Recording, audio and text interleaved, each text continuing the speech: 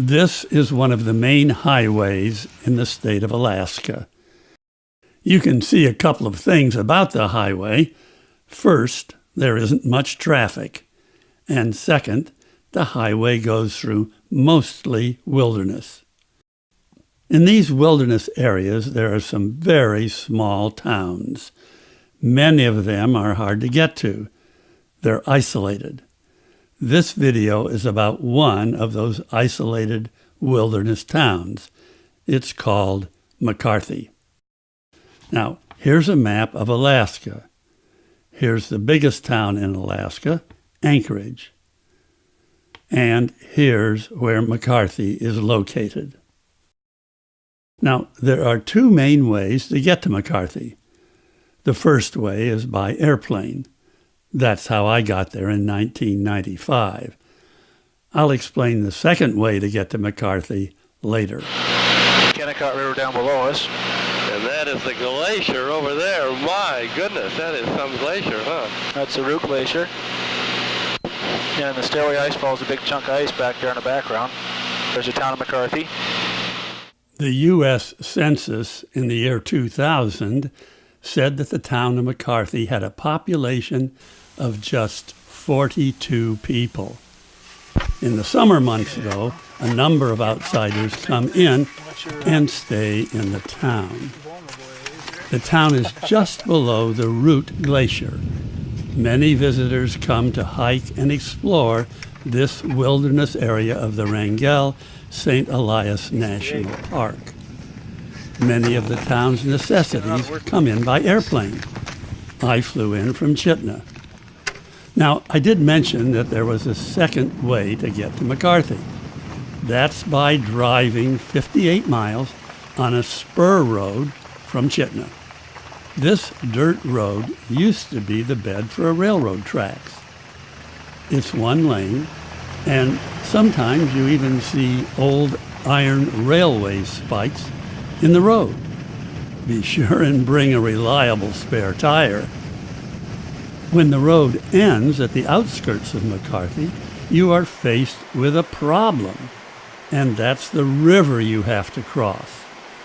The river's water comes from a glacier. Now, how do you cross the river in your car? The simple answer is you don't. The town cannot afford to construct a bridge that's strong enough to hold cars in the summer months and not get destroyed by the ice in the winter. I've read that there is a footbridge across the river, but I didn't see it. But I did see people and cargo being transported across the river to McCarthy using a manually propelled ropeway, or maybe I should call it a manual cable car. But in any event, you want to be careful on the tram. And if you use the tram yourself, be extremely cautious. You take it at your own risk.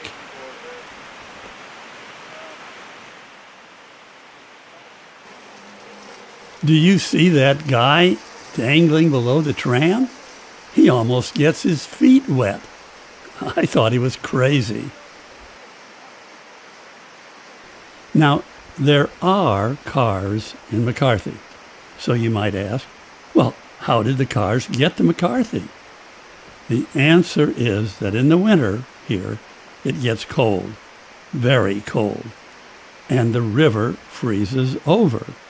And you can drive your car across the ice into McCarthy.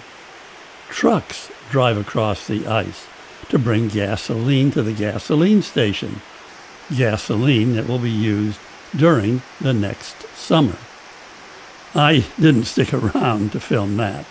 Now, there's a piece of etiquette associated with the tram.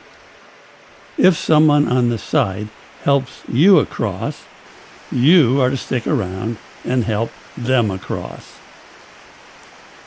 Because it is difficult to get things into McCarthy, it's also difficult to get things out of McCarthy, like garbage. There are no garbage dumps. The locals have to haul out most of what they can't burn or compost. I stayed at the local bed and breakfast. Now you may ask, why did anyone want to create a town in such an isolated and difficult location? The answer is copper. Copper was discovered in this region in 1900. The Kennecott Mining Company was established, and these are some of the remaining buildings. A company town was created. In the 30 years of the mine's operation, over 200 million in ore was extracted from the mine, making it the richest concentration of copper ore in the world. The mine was operated 363 days a year. They stopped only on July 4th and Christmas Day. Now, partly because alcoholic beverages and prostitution were forbidden in the Kennecott Company town, a nearby town was created called McCarthy to provide the illicit services not available in the company town. McCarthy grew quickly to have a gymnasium, a hospital, a school, a bar, and a brothel. By 1938, the copper deposits were mostly gone, and the Kennecott Mine Company town and the town of McCarthy were abandoned. Later, when the Alaskan Pipeline Project began, many young people came up to Alaska, and this area began to draw adventuresome tourists to the new Wrangell St. Elias National Park. Since the mid-1950s, there has always been at least one family living in the McCarthy area. In addition to the wilderness areas, these old Kennecott mine buildings attract tourists to the McCarthy area during the summer months. When I saw next to the Kennecott mine buildings the ugly piles of rock and sand, I blamed it on the leftover debris from the mining operation, the tailings. Many first-time visitors have the same reaction. In fact, these hills of dirty rock and sand are just the natural byproduct of a glacier. This is the terminal moraine of the Kennecott Glacier. The glacier ice has created this material as the glacier grinds its way down the mountain. The glacier debris accumulates at the terminus of the glacier, where the finer materials may be a foot deep over the ice. As you walk upstream on the glacier, the ice becomes more and more visible. Most visitors to this area hike up onto the glacier. One has to be careful because there are rivers running underneath the glacier, the water coming from the ice melting farther upstream. I took a path that led me up to the glacier. I found it scary to walk on the ice, so I borrowed some crampons. There were many groups of people up on the glacier exploring its many formations. Some parts looked really treacherous.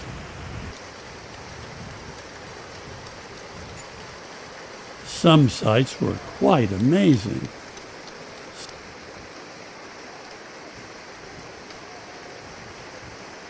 I spent some time watching this small group of explorers as they prepared to lower themselves down into an opening in the ice so they could explore a noisy river flowing under the ice just below them.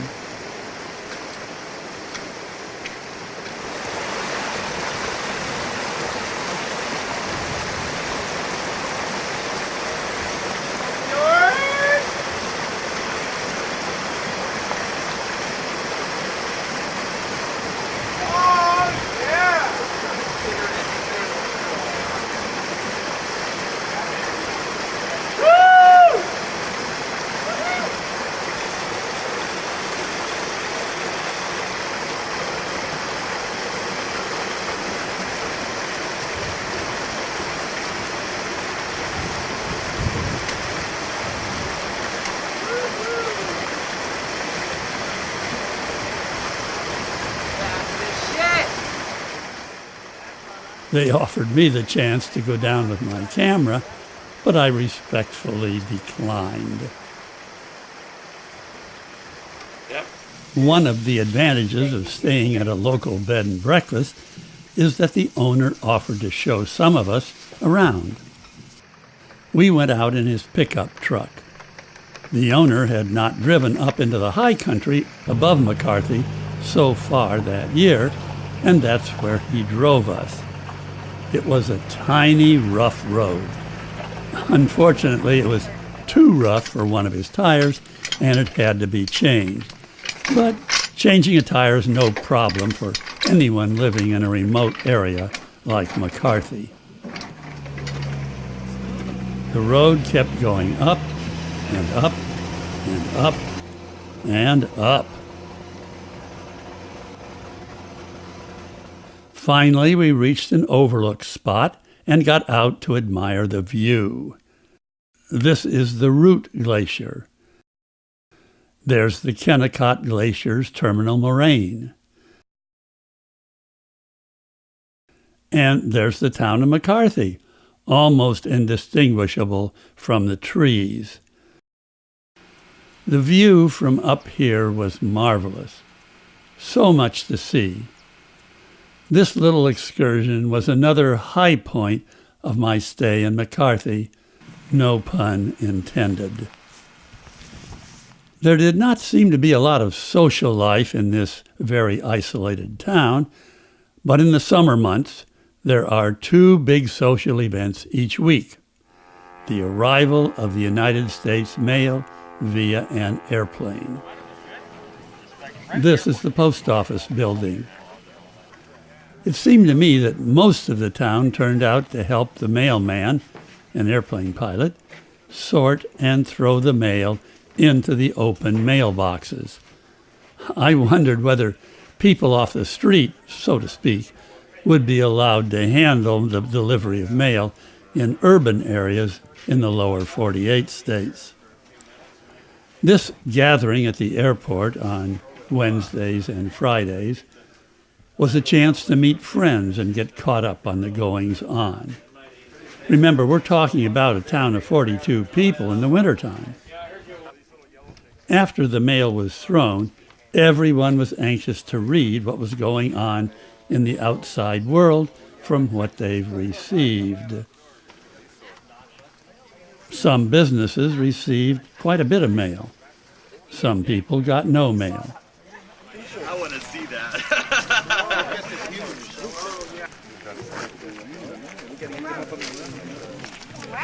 Some people had so much mail they could hardly handle it.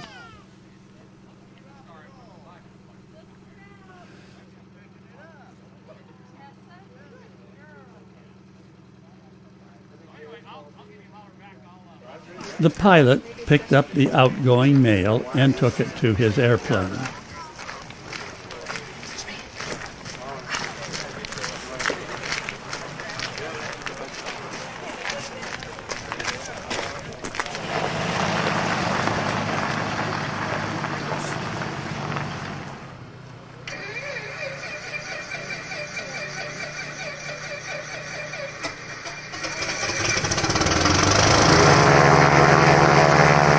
The mail plane left, and the crowd began to disperse.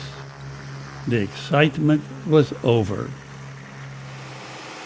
I didn't want to leave McCarthy without going up into the backcountry of the Wrangell St. Elias National Park. But then I'm no hiker or a mountain climber or a big-time camper. So I took a sightseeing ride on a single-engine airplane out of McCarthy. There were breathtaking sights, mountains, sheer cliffs, strange rock formations, glaciers, more glaciers, and glaciers that looked like rivers. The backcountry is truly fascinating and a big draw for the adventuresome people who visit Alaska. Yet This remote area is only one of the many remote and beautiful areas in Alaska. I have several other videos up on YouTube showing other parts of Alaska. You might want to watch them.